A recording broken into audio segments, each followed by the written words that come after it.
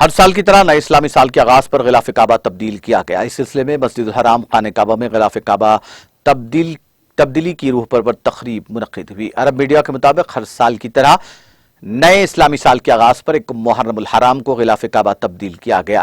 اس سلسلے میں منگل اور چاشبے کی درمیانی شب مسجد الحرام خانہ کعبہ میں غلاف کعبہ کی روح پر تقریب ہوئی۔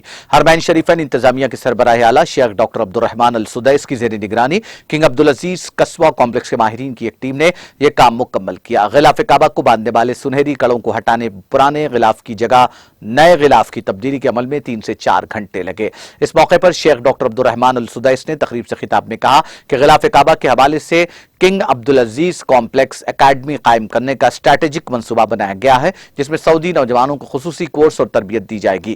غلاف کعبہ میں سونے، چاندی اور خالص ریشم کا استعمال کیا جاتا ہے۔ اس کی تیاری میں جدید مشنری استعمال کی جاتی ہے جو ماہرین کی زیر نگرانی کارکن محنت اور لگن سے تیار کرتے ہیں۔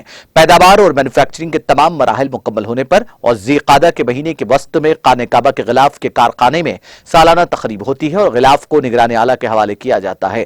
اس سال نئے غلاف کعبہ کی تیاری پر تقریباً 25 ملین ریال لاگت آئی ہے۔ اس میں سونے اور چاندی کے علاوہ 850 کلو گرام خام ریشم استعمال ہوا۔ 100 سے زیادہ ہنرمند کاریگروں نے غلاف کے 55 ٹکڑوں کی تیاری پر کام کیا اور ہر ٹکڑے کی کڑائی میں 60 سے 120 دن لگے۔ غلاف کعبہ کی تیاری میں استعمال ہونے والے مواد کے معیار کو استعمال سے قبل لیبارٹری میں ٹیسٹ کیا گیا۔